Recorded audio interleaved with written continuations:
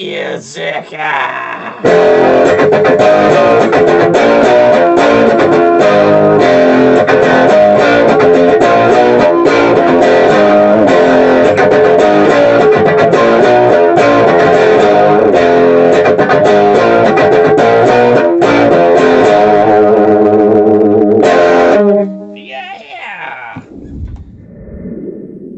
Milsurp Garage. We got the Luger out.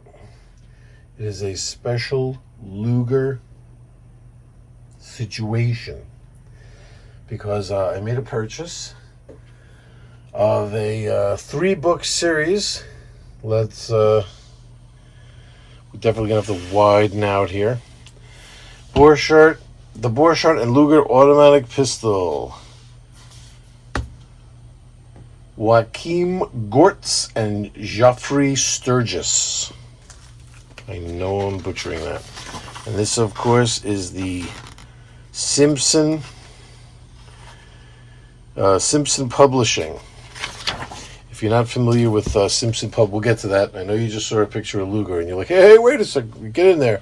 Hold on. These books, first of all, I got to warn you of a couple of things. Because I don't want you to make a mistake. Can I make a mistake? These books are expensive. And trust me when I tell you,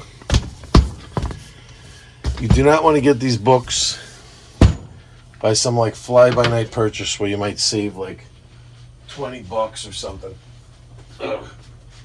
Getting them from some, this isn't like a find them as cheap as you could get them kind of thing, even though, they're pricey.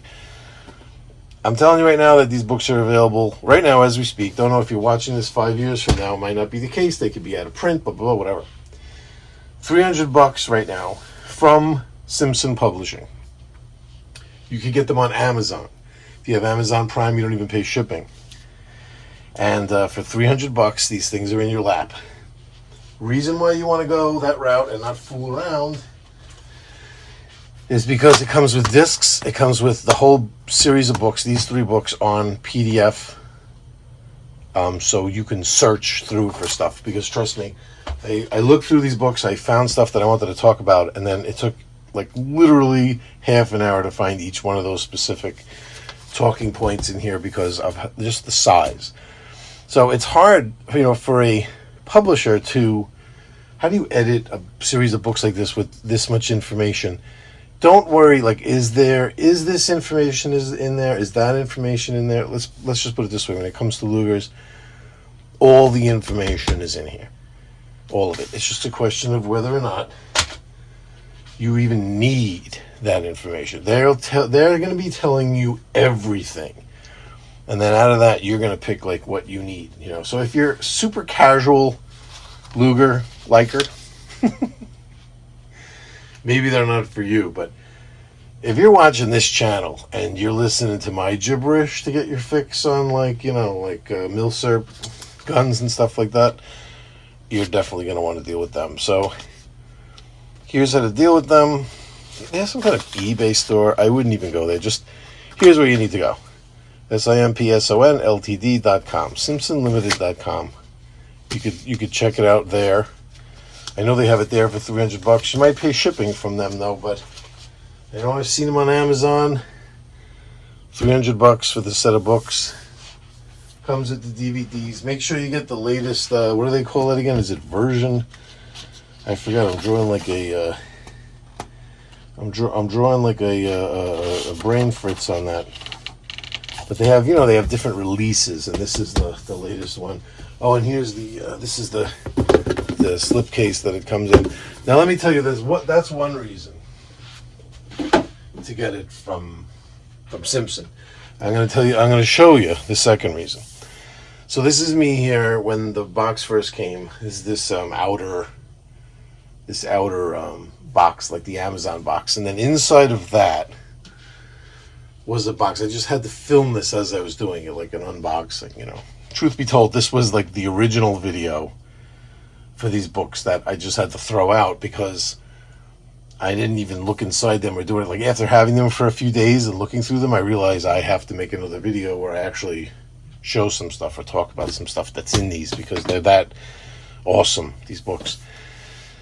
So, yeah, here's the outer box with the bubble wrap and everything on it. Then underneath that, it was wrapped with regular plastic wrap to keep out any moisture or anything like that. Then inside that, everything totally protected, wrapped up 10,000 times to make sure that they come. No dented corners, no scraped anything. Paper in between each book. I mean, incredible.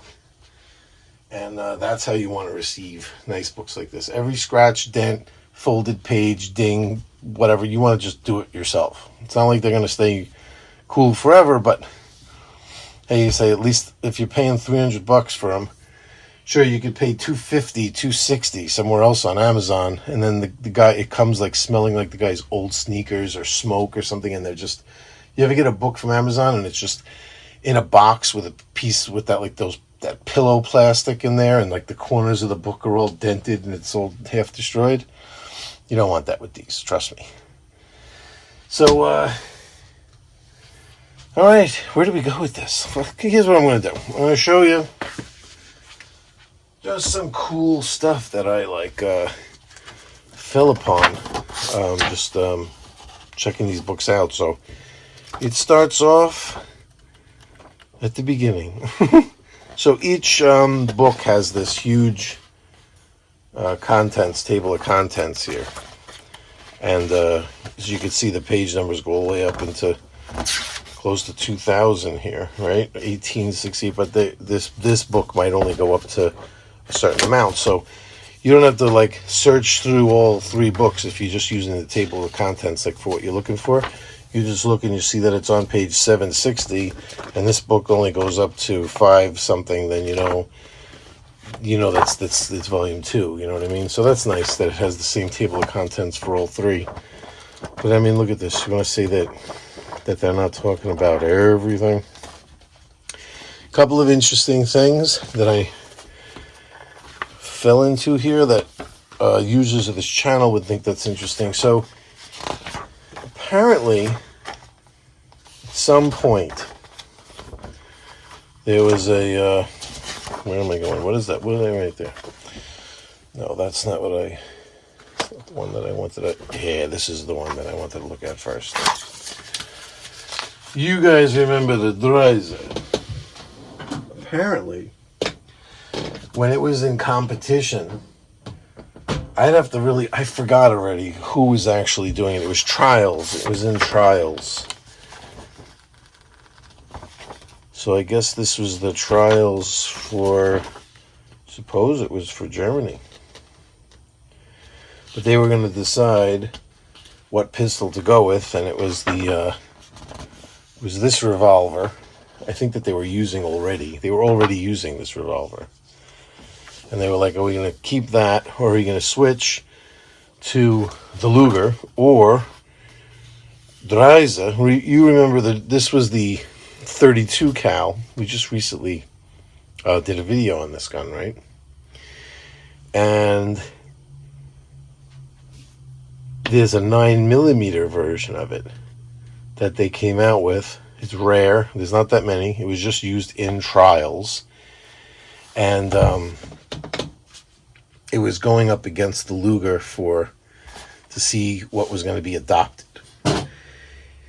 What I found interesting was that they really break down in here what was going on, all of the things that they wrote down, like what's good about the Dreiser, what's bad about it, what needs to be changed, what things that they would like.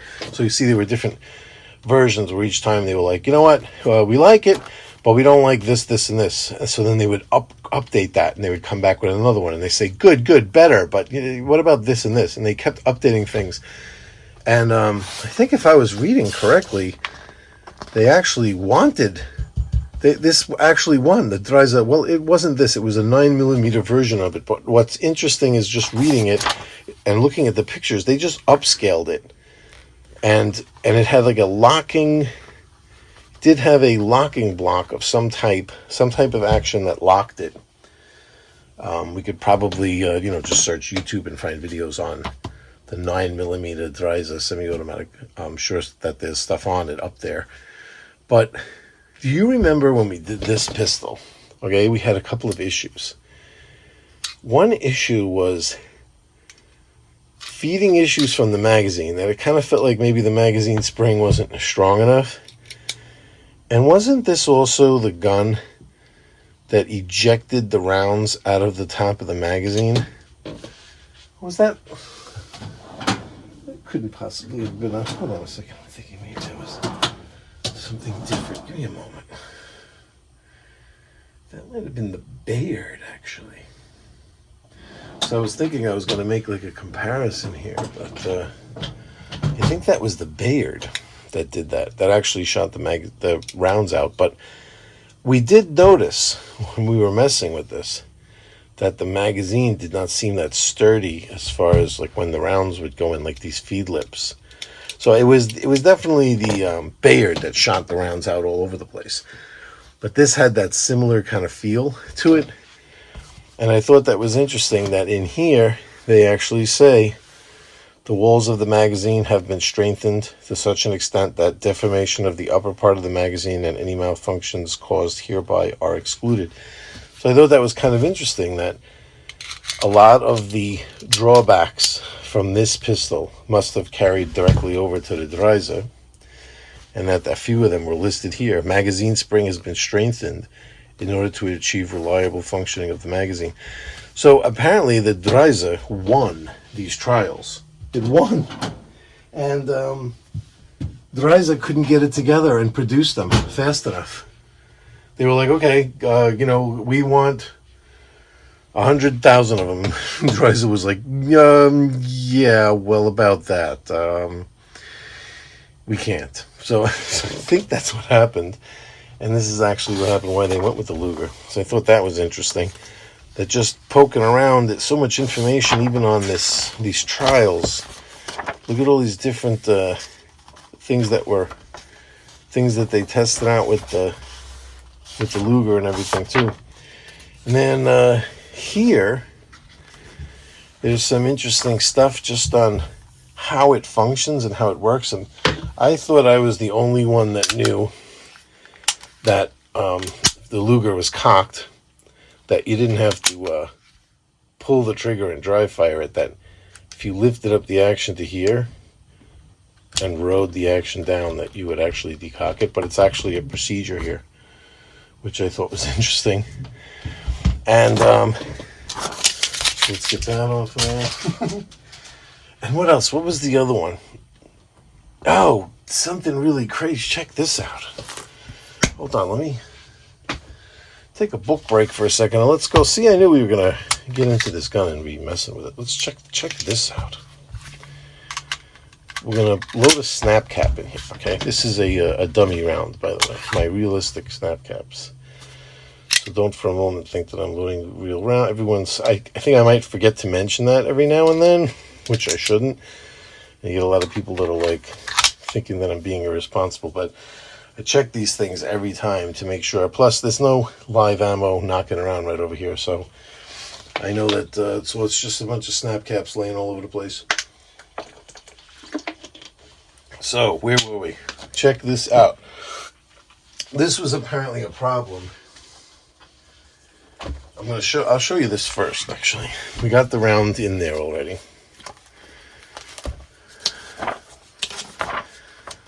So this was in book 2. Look, it even shows the different ways it looks, the machining. That's of this part right here. This back part right here. How is that? It's orientated like that, sorry. How is that machined out of there? See, if I make it like shiny right there, and I could zoom in. Show you what ours looks like.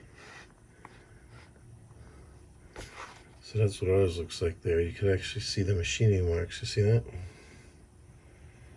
And it says there's different ones that you can compare inside the book to exactly, kind of like what yours looks like, the different levels of quality to that machining. But this right here, this is what caught my eye. Was a German poster here. It says, The danger of the pistol being accidentally fired by depressing the sear, if stripped while the chamber is loaded, was recognized by all users of the P08. A Luftwaffe training wall chart issued by the general commanding the flak troops warns, "Watch out, danger threatens here," while highlighting the sear bar and showing a phantom cartridge loaded in the chamber. As the lance corporal stripping the pistol lets his thumb stray close to the unprotected sear bar. Now this was, they talk about this in here for quite a while, these different safeties that they wanted added in here because of things like that. And I'm like, why was that such a big thing? They're making posters over it, whatever. And I'm seeing, I'm going to show you. Check this out. All right, so we got the round in the mag. Now, when this pistol's cocked, right? Let me zoom here.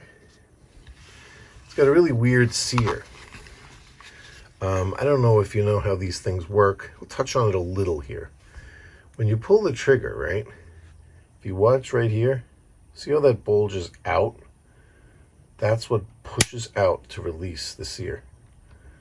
That motion right there. As a matter of fact, when you put the safety on, the safety is nothing but a piece of metal that's serial numbered, amazingly, that pops out to not allow you to be able to pull the trigger.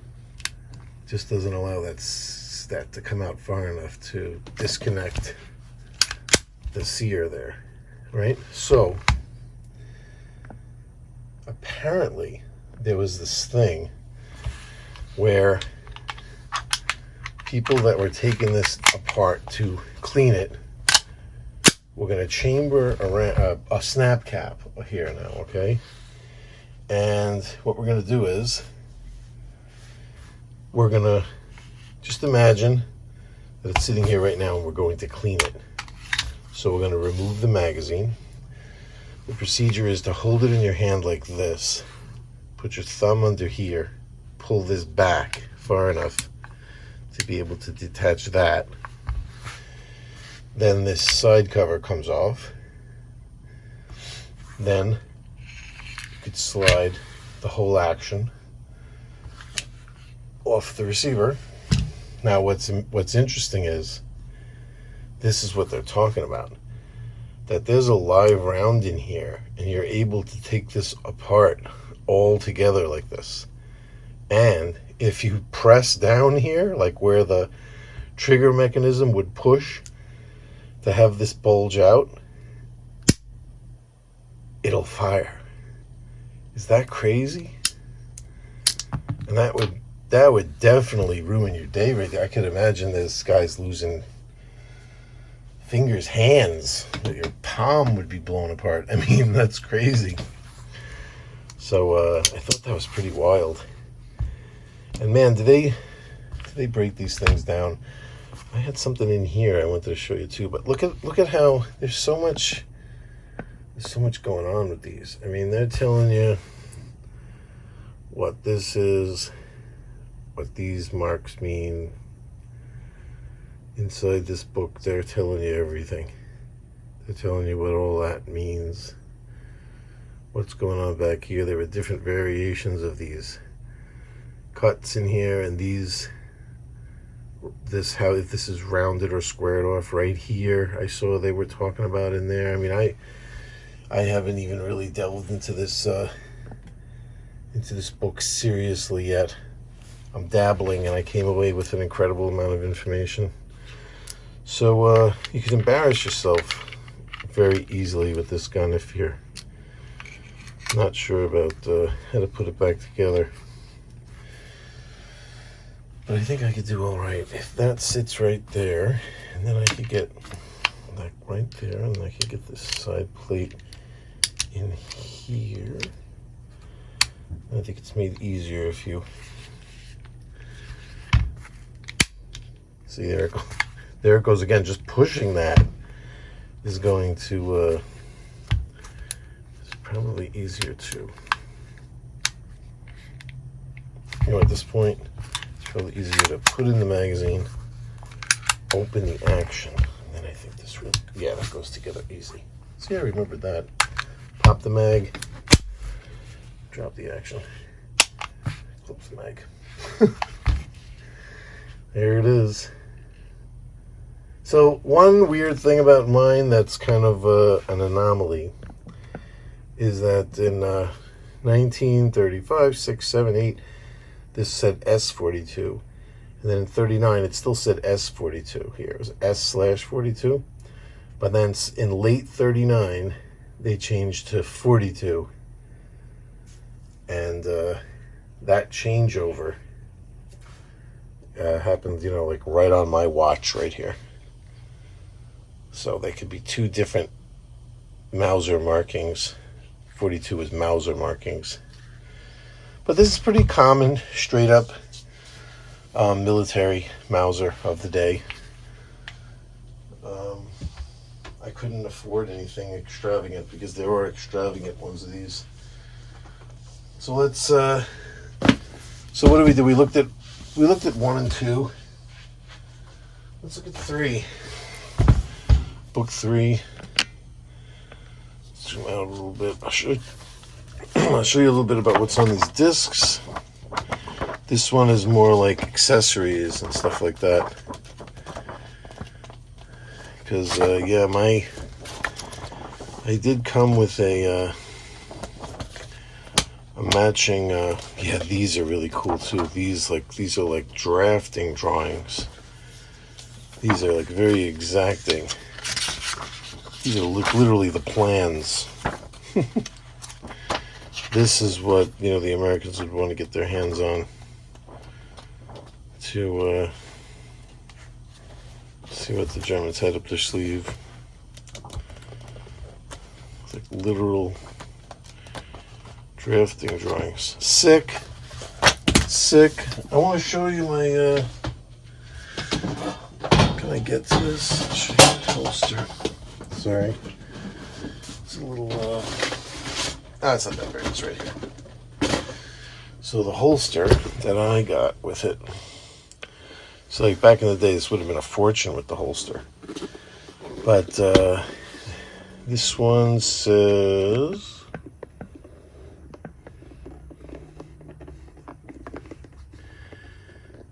Hensler and Company, ULM 1939, matches the date of the gun. WAA 788, and I think you're just about making out markings. There might be a swastika marking. Tough to tell, but this was a manufacturer of these holsters for a while. I used to think this was a repair, that this popped out and somebody re-sewed it next to it, but I've seen them all like that, so I'm not sure what's back here. Oh, that's where this strap is connected, right there. But this was never ripped or disconnected. I wouldn't really be putting it on belts and walking around with it because this is probably kind of worn leather. This strap too could be sort of closing in on the end of its life, let's say. But it does have a couple of interesting things. It has a tool back here that's used for, that's actually used on the magazine. Like that, if you don't have enough thumb strength. Really surprised the Germans put something like that.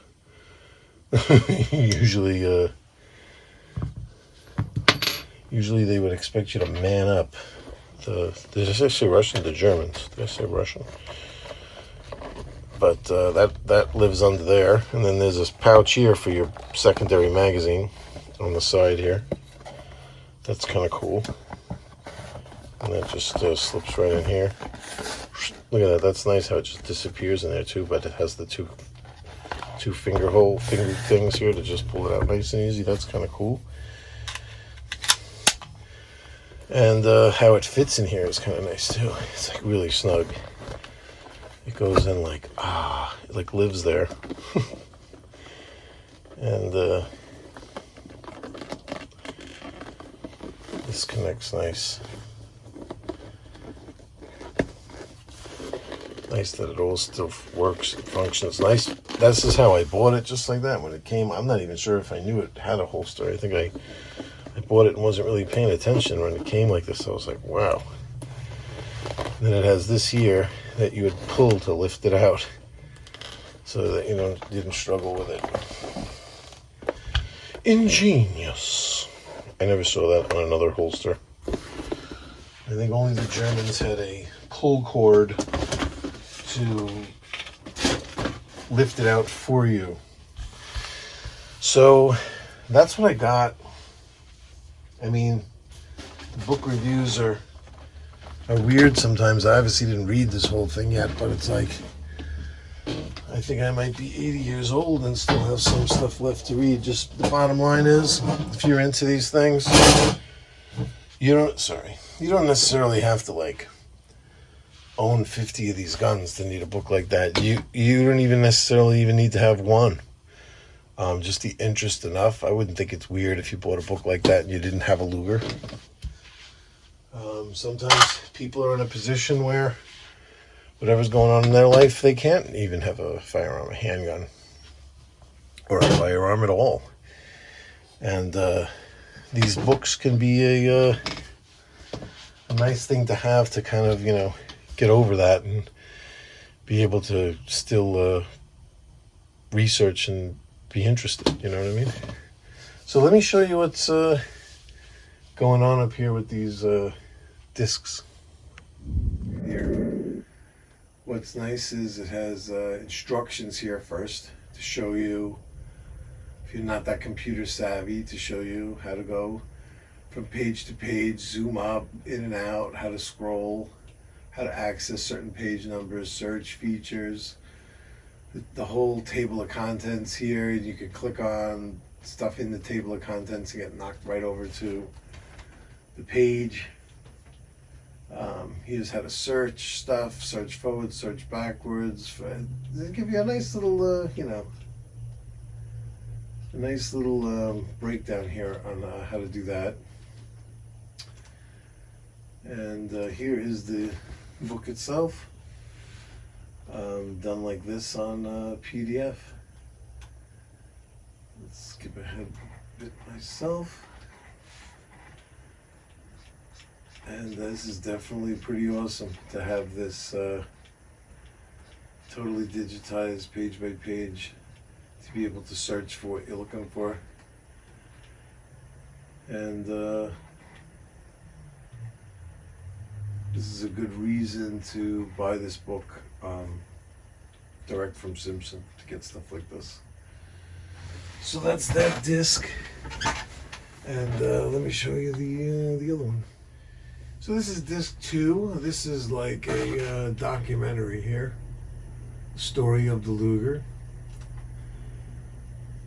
And it's broken down into these chapters here. Wow, this is nice. Swiss trials, German trials. See, in one of these trials, I guess it was the German trials where they were trying to see if they were going to use the Dreiser because that was a German gun. Why would they be doing that anywhere else? But I have to take a look. The American influence is obviously them talking about the Borchardt. And let's take a look. Let's take a look here into the Swiss trials here. Got the volume turned down. I just wanted to poke around, give you an idea of what. Wow, these guns are going. These collectors, boy, let me tell you, they got some gorgeous guns. So yeah, here's some. Looks like some different designs. This was definitely. There's a Borchardt there. Swiss trials.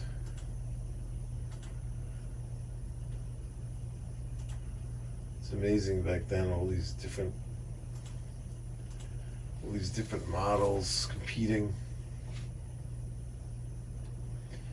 Then here, of course, let's take a look at the German trials here. I was poking around here before. I saw like somewhere around here they were really showing, yeah, look at this, how they show how it works, and they really get very detailed here with discussing every little thing about this S-link here they're talking about now with the spring, how this main spring works.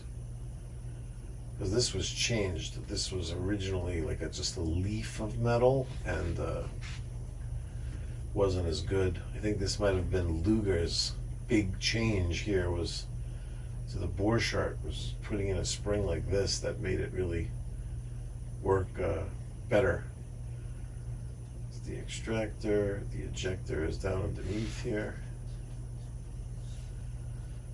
A lot of discussion. See, like, don't have the volume on, but they really break down, they show these diagrams like this and they break down every movement, every part and what it's doing. See how intricate in here they get? It's pretty cool. I was digging this earlier, watching this. This isn't just like some throwaway documentary. This thing was pretty damn good. Look at how in the last round fires. See this button that's on the mag? Right? That button isn't just a button for you to pull down to help load the magazine. It also has a function. See, here it is right here, that when that last round is fired, it's that button that pushes this arm up that holds the action open. Pretty cool, right? Yeah, I think that might be the man himself. Not 100% sure. But anyway, that's it. So let's get back to the table and say goodbye. Let's get them in frame here. Buy them. Okay, that's my final review. They're awesome. And any little thing that you want to know about these things and more are in these books. You will never need another book on the Luger. If you're out there and you're thinking about writing a book on the Luger, just forget it. Because these books exist. How do you like that? So that's my review. If you think about how much these things cost now, and I've heard this, I think Ian from Forgotten Weapons even made this point, and he's 100% right.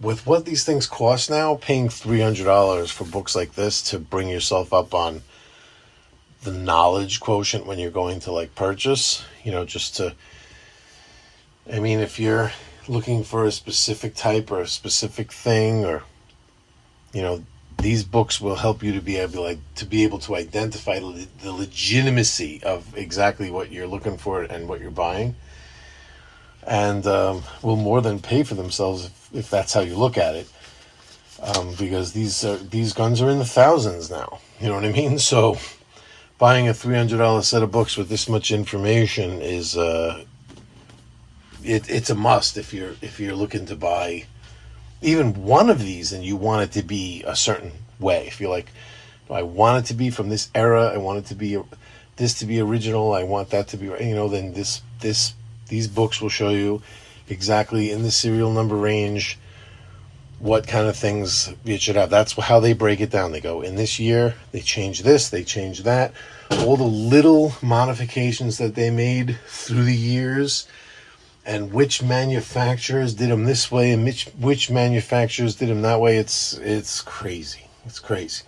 The amount of information it's like all you could ever know on these things.